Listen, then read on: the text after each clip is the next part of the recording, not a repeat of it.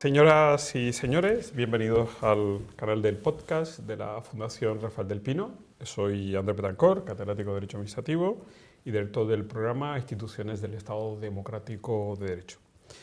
El objetivo de esta iniciativa de la Fundación es contribuir a la mejora de la calidad de nuestras instituciones como condición o requisito para la mejora de nuestro Estado Democrático de Derecho. Siempre hemos considerado, hemos entendido que malas instituciones, mala democracia y peores libertades.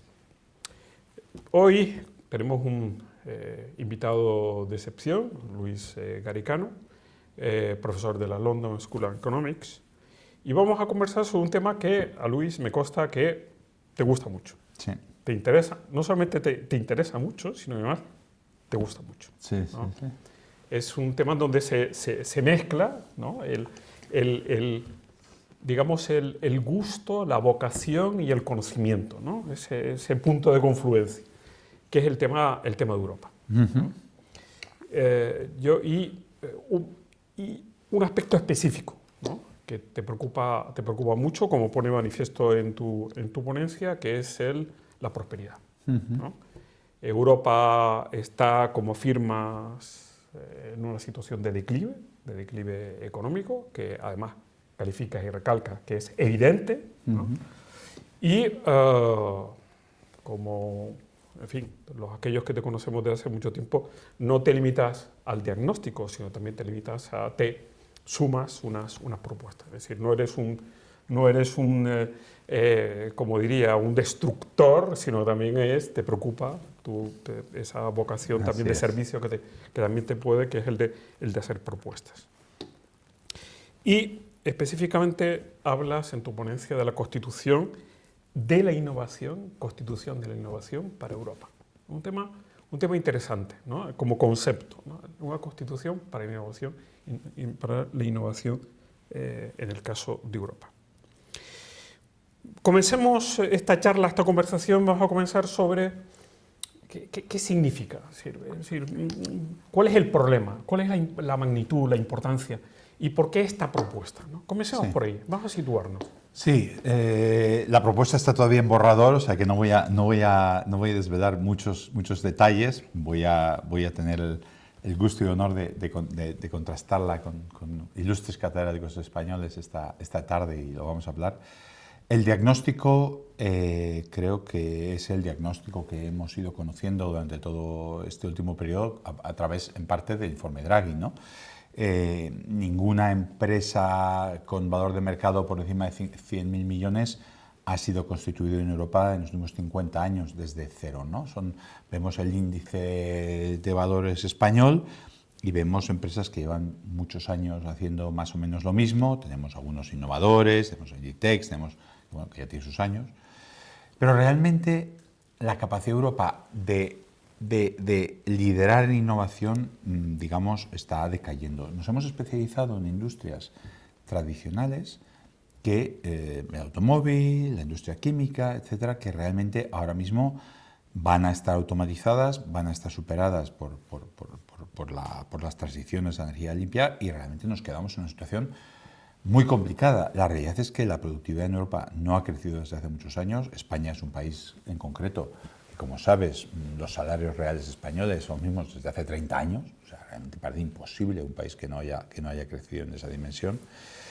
Y yo creo, el diagnóstico que hago aquí con mis dos coautores de este papel, que tenemos ganas de cerrar y de circular muy pronto, es que realmente hay un problema básico en cómo legislamos, qué estamos haciendo con el mercado único y con la innovación en Europa. Y que tenemos que cambiar esas instituciones europeas, no solo las instituciones españolas, que nos han preocupado a ti y a mí y a muchos otros durante muchos años, sino también las instituciones europeas. Tenemos una Unión Europea que confunde el movimiento con el progreso, que tiene esta teoría de la bicicleta una teoría famosa de... Bueno, originalmente la idea es de Monnet, aunque la frase en sí es de Jacques Delors, de que si no avanzamos nos caemos, ¿no? Esta metáfora de la bicicleta. Tenemos que estar pedaleando porque en el momento que dejas de pedalear te caes. Entonces, siempre más, siempre más, siempre más y al final, oye, a lo mejor estás pedaleando hacia el precipicio y te tienes que parar y tienes que pensar lo que estás haciendo. Y nosotros lo que aquí decimos es, oye, vamos a cambiar de metáfora. Vamos a no pensar en una bicicleta que siempre se mueve para adelante y vamos a pensar en una construcción, en una casa que tiene que tener unos cimientos, que a veces hay que reformar algunas habitaciones y que tenemos que hacer algunas cosas de forma diferente. Ya. El problema que se plantea desde mi punto de vista es, digamos, la singularidad del marco institucional. En fin. Bastante inusual, sí. Bastante inusual. Es decir, no podemos olvidar que la Unión Europea es una organización internacional. Efectivamente. Entonces, no es un Estado. Totalmente. ¿Sabes? Entonces, la reforma, mover las piezas es muchísimo más complicado que lo que sucede con un Estado como el Estado norteamericano, ¿no? Sí. Yo creo que es posible, y te lo planteo, y esto te lo digo porque es bastante recurrente en mis conversaciones con economistas, es que tiende a establecerse cierto sesgo de considerar que Europa podría ser o es como Estados Unidos. Sí, no, totalmente. Estoy muy de acuerdo con esa idea de que hay que entender lo sui generis y lo muy especial que tiene el marco europeo. Quizás nuestra posición aquí, y yo me considero un federalista europeo, alguien que cree que Europa debe funcionar de una manera bastante armónica, es que precisamente porque Europa no es un Estado, debemos dejar de hacer muchas de las cosas que estamos intentando hacer y que no tenemos por qué hacer. Durante siglos los europeos han comerciado entre Estados sin armonizar nada. Tú cogías tu tela en Brujas, te la traías a Salamanca y la vendías. No había un código de qué son las telas que se pueden vender, etc.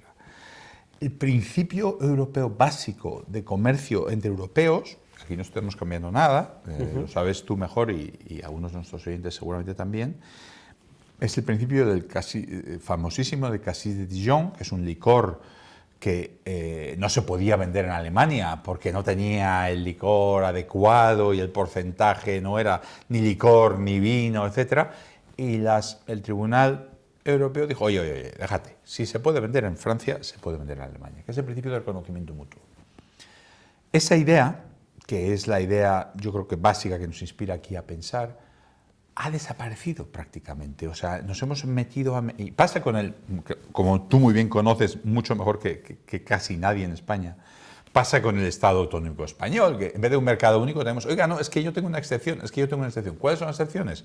Seguridad, medio ambiente, seguridad en el trabajo, una serie de cosas que permiten que los estados pongan una serie de trabas y entonces consigues que un mercado que podría ser único se convierta en un mercado fragmentado. Y nosotros lo que decimos es, oye, vamos a hacer una cosa, vamos a reconocer que no somos un Estado, vamos a reconocer que hay muchas cosas que no podemos hacer, que además hay organizaciones que ya las hacen, por ejemplo, derechos humanos, tenemos un Tribunal Europeo de Derechos Humanos, tenemos un Consejo de Europa, etc. Bueno, pues esas cosas a lo mejor no las tiene que hacer la Unión Europea y vamos a centrar la Unión Europea en una sola cosa. Yo creo que tal vez es como la vuelta a los orígenes. Es decir, hay un principio, cuando he leído tu ponencia, me surgió siempre ese flash, ¿no? Sabes que me he dedicado mucho a temas de organización.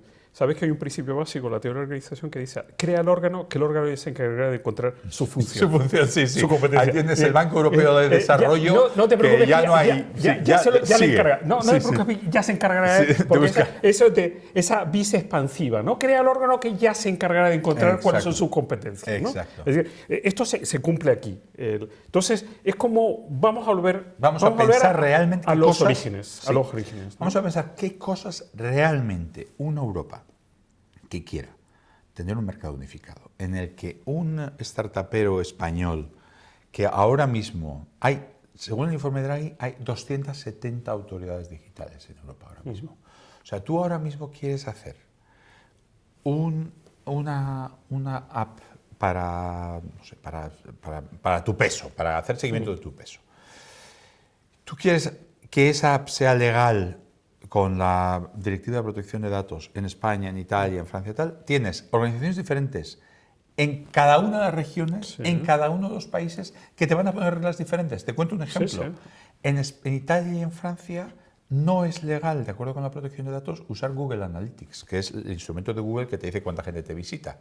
En otros países, con la misma GDPR y la misma normativa, la misma Directiva de Protección de Datos, sí es legal. Entonces, si yo soy un startupero que empiezo con mi pequeño startup y tengo que ir en la República Federal Alemana, tengo que hablar con los de Múnich, y con los de Bavaria y con los de Stuttgart, no sé qué tal. Oye, prefiero expandirme en América que en Europa. Entonces, nosotros lo que decimos es, mira, la Comisión Europea ha cedido muchas de sus competencias. O sea, ¿cuál es la dinámica que está sucediendo? La dinámica que sucede es, si tú eres presidente de la Comisión Europea, las alfombras rojas son muy bonitas. Ir de visita diplomática a China y a no sé dónde es muy bonito. El meterte a hacer cumplir las reglas del mercado único es un rollo. Te vas a pelear con los gobiernos, te vas a pelear con los estados. Entonces, al final, ¿qué ha sucedido?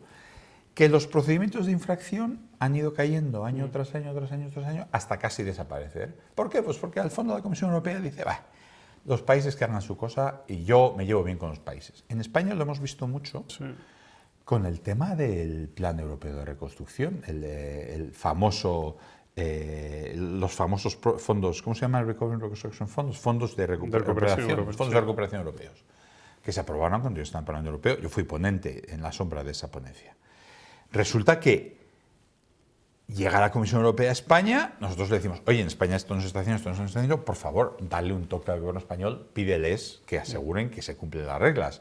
Oye, ni mu, la Comisión Europea no hace nada. Es que ese es un tema interesante, Luis. Es un tema muy interesante porque y que he hecho en falta en tu ponencia. Sí. En tu ponencia. Es decir, precisamente la singularidad de la Unión como organización internacional de Estado, que tiene singularidad como tal organización internacional, no es una organización internacional. Uno de los elementos, y esto tú lo has vivido, es que falla el mecanismo de exigencia de responsabilidades a esas instituciones europeas. Entonces, que eres un órgano que se expande irresponsablemente. Sí, se puede expandir. Porque nadie le exige responsabilidad. Lo que tú estás comentando de la Comisión Europea. Y el caso que tú citas sobre el Reglamento de Protección de Datos, que efectivamente todos coincidimos que es un desastre monstruoso. Sí.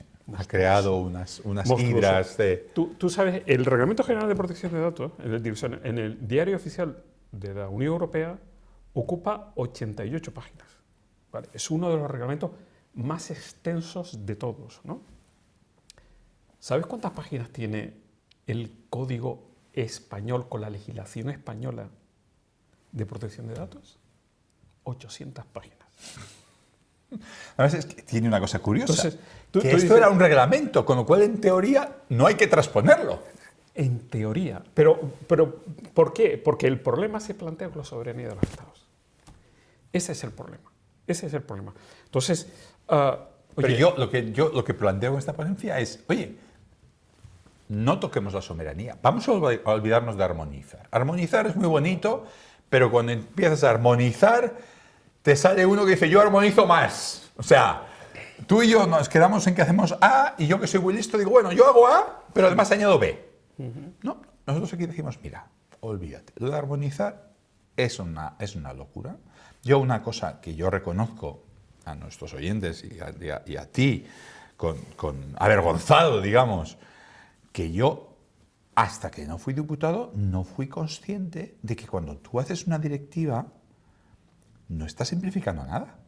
O sea, en Europa todo el mundo piensa, oye, vamos a hacer una directiva tal, porque así lo armonizamos y así unificamos el mercado único. No. La directiva se va a implementar en cada país.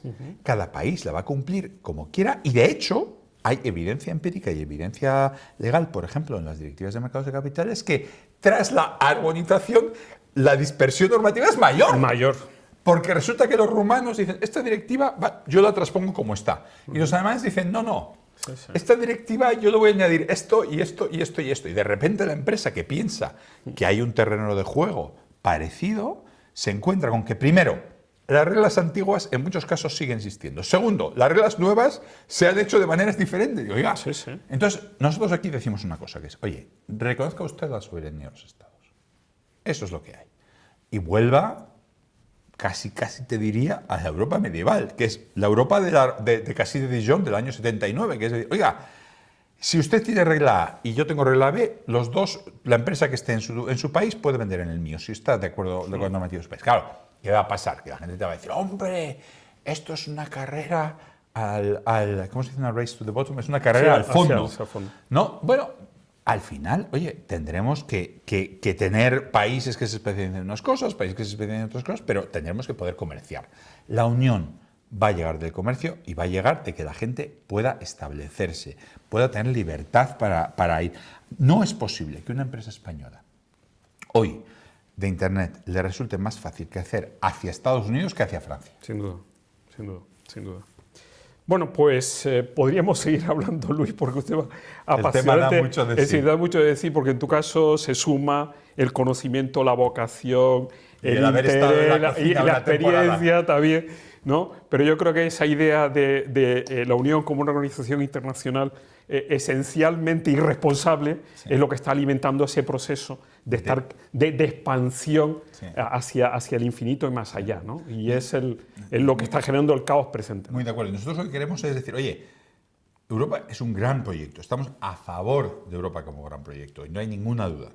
Pero para que siga siendo un gran proyecto tiene que tener límites y tiene que tener claros principios y esas. Exacto. No, muy interesante. Pues nada, aquí lo dejamos. Muchísimas gracias, Luis. Gracias a ti. Y invitamos a nuestros oyentes a que sigan atendiendo este canal de podcast, que seguiremos a lo largo de este curso, como lo denominamos, pues intentando tratar temas de actualidad. Muchísimas gracias. Fantástico.